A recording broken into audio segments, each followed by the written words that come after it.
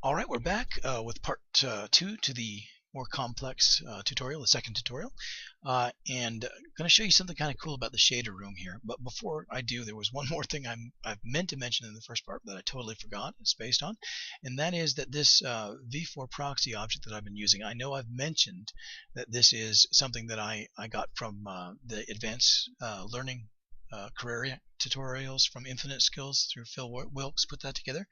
But I had thought that you had to have that course to get this proxy.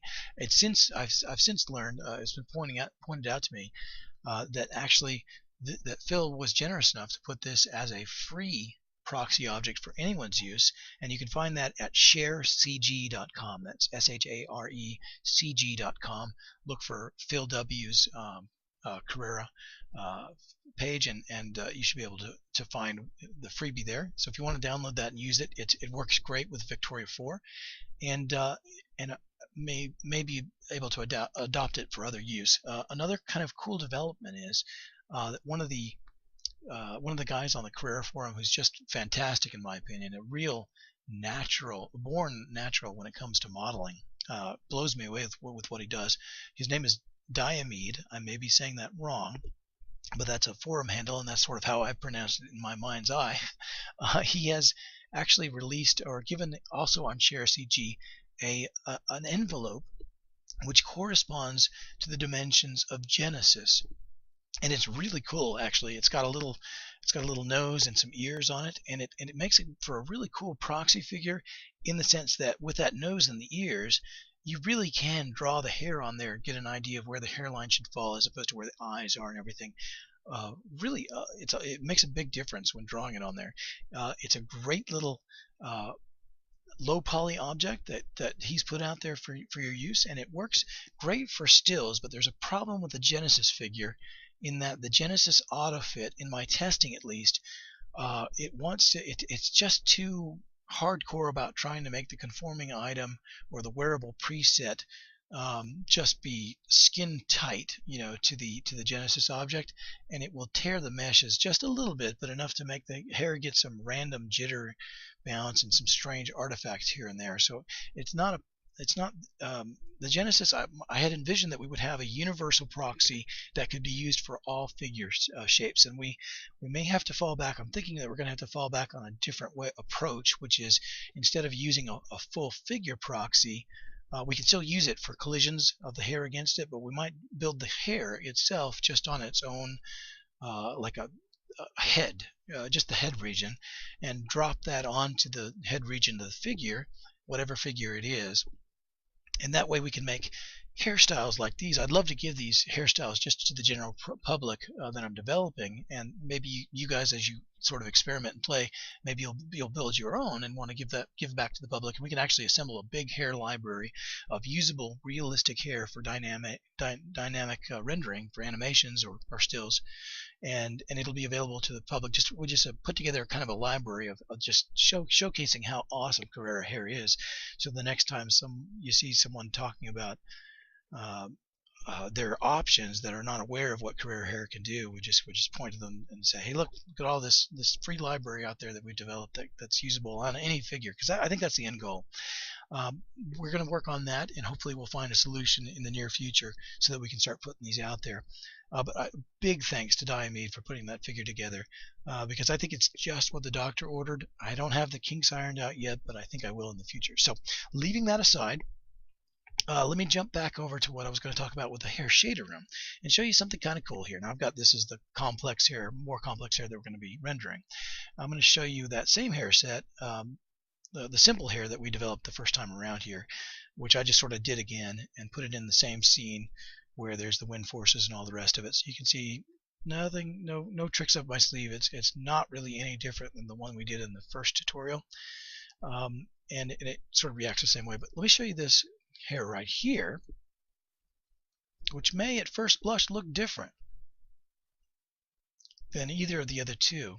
You can see that it's got some curls and kinks and waves in the hair, but in general, if you really pay attention, it's behaving the same way as this hair to the wind forces and the animation movements. If you really look close, you'll see that it's exactly the same, and there's a reason for that, and that's because it is the same. This is the exact same guide hairs, everything. The only differences I made to this hair over here were in the shader room. And just like when you change shader textures on a character that's already pre-rigged, you've rigged it up for an animation and you've already preset the movements, and maybe she started out as blue girl in one scene running, when you decided you didn't want a blue girl and you wanted someone that was red, maybe a little devil girl, and you just changed the texture on the character. That was the only thing that you changed. Obviously it's not going to affect any of the animation parameters, so it doesn't affect the guide hairs when we change what they're textured as, but it kind of is a little different than just changing the color of the hair. You can see that it actually is more volumetric. It's sticking out from the head more. It's got these little curls that seem to be, these are real shadows that are being cast here. And this actually took a little bit longer to render than the straight hair because there was more light calculations to be done because of the number of shadows that were cast in the different ways with the curls. And the reason that it's a little different than just changing the color is you are changing not the guide hairs, but you are changing in the shader room. You can change the way that the loose hairs behave with the guide hairs. Now we know in the main room our guide hairs, if we just sort of enable them, let's make them visible. Am I on the hair? Oh, I'm in the wrong tab. Oh, large on that one. It shouldn't have been large, but that wasn't really where the render I did anyway. But if you were to see the guide hairs in the scene that let me go back to the scene that I actually rendered that in. Oh, it looks like a rat's hair there, rat's nest there. And the reason that it looks kind of like a rat's nest there is that's the first frame before everything's settled. Let me show the guide hairs so you can see them too. And you'll see in that first frame that I hadn't quite settled on what kind of shader I was going to put with my hairs. So I chose sort of the defaults, and the wave and the kink defaults are just way out of this world, space-wise. Then I let it settle, and I had actually settled on the shape that I really wanted by the 1 second mark when gravity took effect, and that's when I started the render.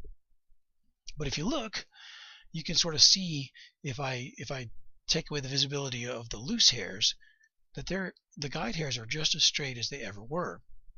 But the loose hairs are no longer straight with the guide hairs. And the effect here, if we go into the render room, you'll see sort of my settings if you like them. The effect here is caused by the fact that in the normal setting of guide hairs, just from the default, it's basically saying to the loose hairs, you guys are all going to follow me every step of the way. You're going to stick to me like glue. Maybe not close to me, but you're going to follow my exact outline at every step. But if we start messing around with some of these volumetric shaders down here, the frizz, the kink, the wave, and the clump, particularly the kink and the wave, it's not gonna. It's affecting the way that the loose hairs respond to the guide hairs. It's like saying to the loose hairs, the guide hair is like the platoon sergeant, and he's saying to all those that are following him, he's like, spread out, fellas. You guys, I want you guys on point, real close together.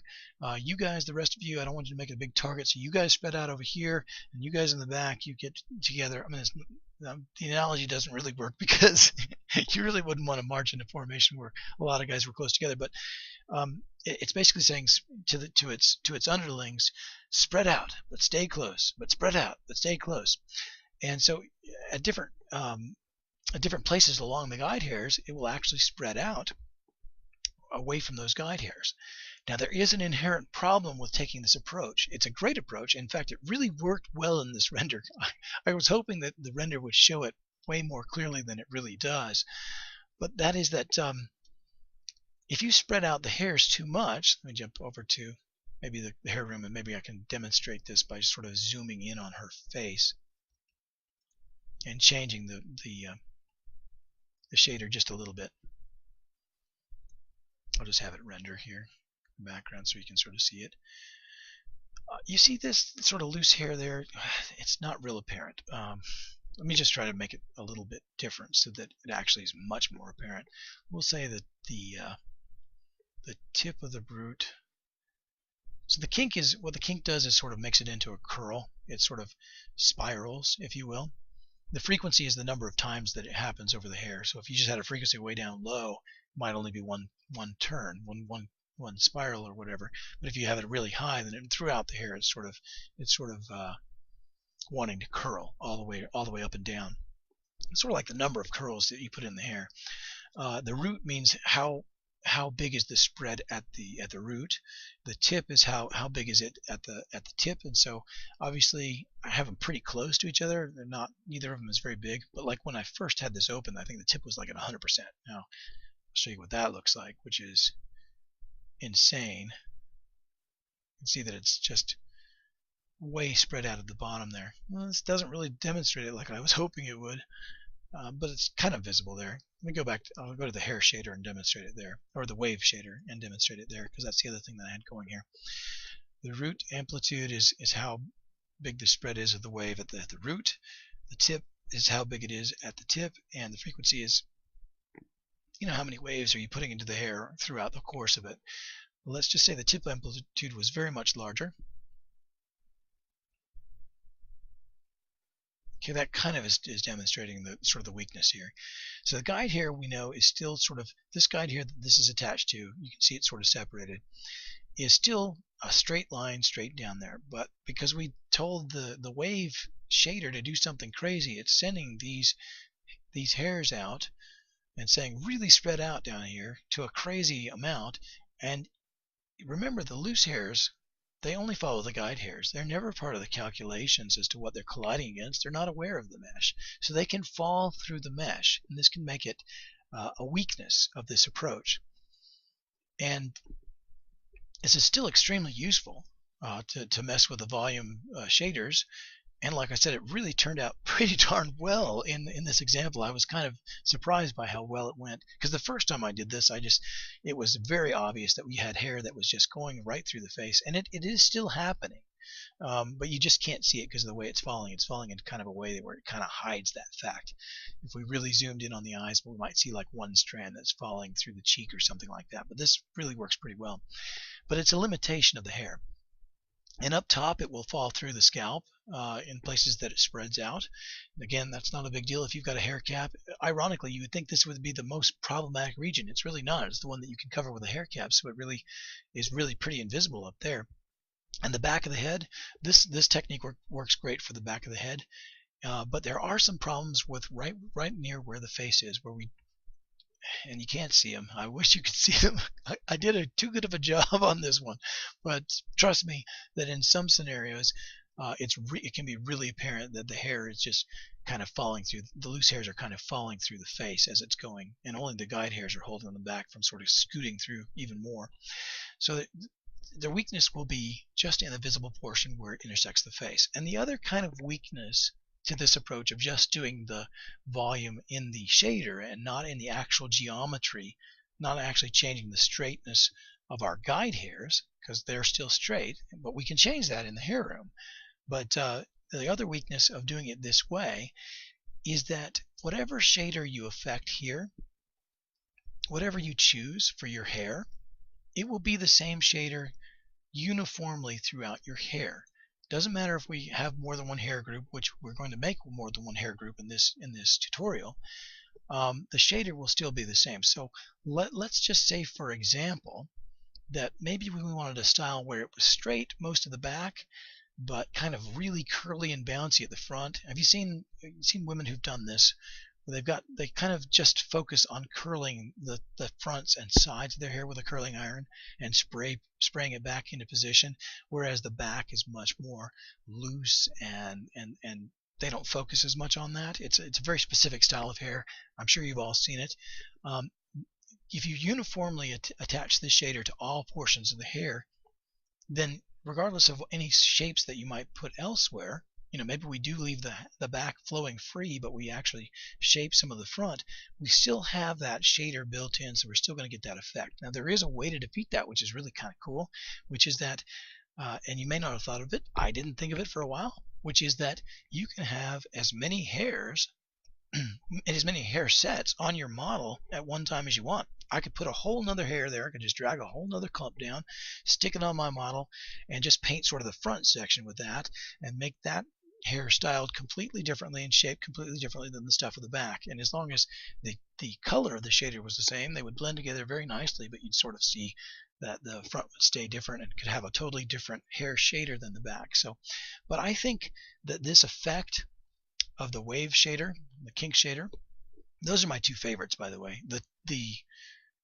The other two volumetric shaders that are built into the texture room shaders, the frizz kind of like makes split ends at the bottom, and you can make them really split ended, so it sort of fuzzes out like a bell, or maybe just a little touch of it. And then the other is the clump. It sort of makes things clump together, and this can be useful. A little touch of clump can be useful if your auto grouping is not catching all the free hairs to your, if you had the hair is still falling through the loose hairs falling through the face and you needed to get them out of there. That clump shader can be useful for that, but sparingly. I like to use mostly a little bit of kink and a little bit of wave, very sparingly. A little bit goes a long way. The defaults are way just out of, it makes her look like she's got a broom sticking through her face. But just a little bit, and you can play with some of the parameters there. You really have a lot of control with the wave, of how many waves go through your hair and on what frequency that, are they going front to back or side to side, or how are they going. There's just a lot of controls in there, so I didn't do that much with it. I just like to make it very light, have a very light touch, and you still get some nice volume. This effect, I think, works great and should be used a lot for the hairs that are on the back of the head, or on the sides and towards the back, where it would not be visible that any of the hair is falling through like any of the mesh. It is still happening to some degree or other because it's spreading out from that guide hair, but it's just not visible. But for the front, again, this actually worked out great. I could use this as it is. I'm just blown away that I tried to make the mistake that I made initially, and it's just still usable just as it is. But for the front, I recommend we're going to either use a whole separate hair, definitely, or a different hair region, and in that hair region we're going to use some of the shaping tools that are in the hair modeling room that we haven't talked about yet, to actually make those curls and bounces or what have you, as opposed to just relying on the texture of the shader as well. A couple of other notes about the shader. I haven't gone too much into this, so I'll just touch on it briefly, which is the thickness. The default is okay for long hair at the length that I'm doing it at, but you want to adjust it to suit. Hair is going to be thicker at the top than it is at the bottom. I started out with a root thickness of 80 to 100% because I want it nice and thick up there where it's coming out of the scalp, and then I take it down to the tip much thinner. 10% is kind of the low end of what I would do.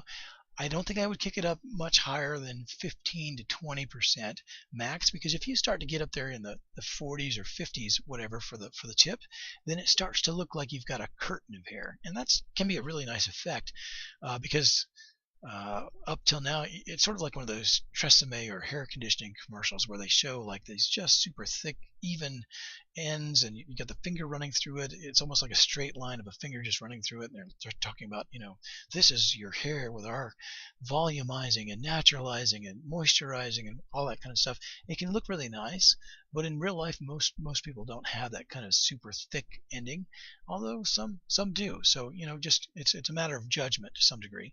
The length, I really like having just a nudge of length variation, because unless somebody just came straight out of the barber shop and it's been trimmed to a super even fine cut, most people in real life have a little bit of variation in the length of how it's falling. So I go with about 3%. The shininess and highlight, I like the shininess at the default of 20%. The highlight can be a little strong, though. It can be a little shimmery. Especially, you'll notice these two have the same shininess and highlight as each other, but this seems a lot shinier as she turns, her too. And the reason for that is because all of these curls and kinks or whatever, they catch the light and they catch the highlights and show that. So you may want to turn that down in the highlight section, or maybe not. If you like her having a nice, healthy, shiny hair, like she just stepped out of a hair commercial, then leave the shininess as it is because it's nice and shiny. But you may think to yourself, that's just a little too much shine. It's a little too distracting, or it's a little too metallic. The more I've looked at it, the more I kind of like that kind of default super shine. But I think over time that I might change my mind too. In any case, so that's the hair shader room, and I encourage you to get in there and play with it yourself. I wasn't so much going to lead you through here's what settings you should definitely always use, because I don't believe that there are settings that you should always use. I think it should be specific to the hair that you're building and the realism that you want to achieve with the look to it. I just wanted to really stress how it works, that it's not really changing the shape of the guide hairs. It's just simply telling those loose hairs, you guys are going to spread out for me in a very specific pattern. And the pitfall, or the thing to watch out for, is hair that falls through the mesh and is visible as falling through the mesh, because that can impact the believability of your scene. But there is the weakness of the hair shader room can be a strength in other ways, and we're actually going to discuss the weaknesses of the hair modeling room and the way that those shapes and volumetric shapes work, and how the two can sort of fix each other's problems, in my opinion. All right, so I'll leave it there for this part of this tutorial. Thank you, and we'll continue this with part 3, and part 3 will be coming soon.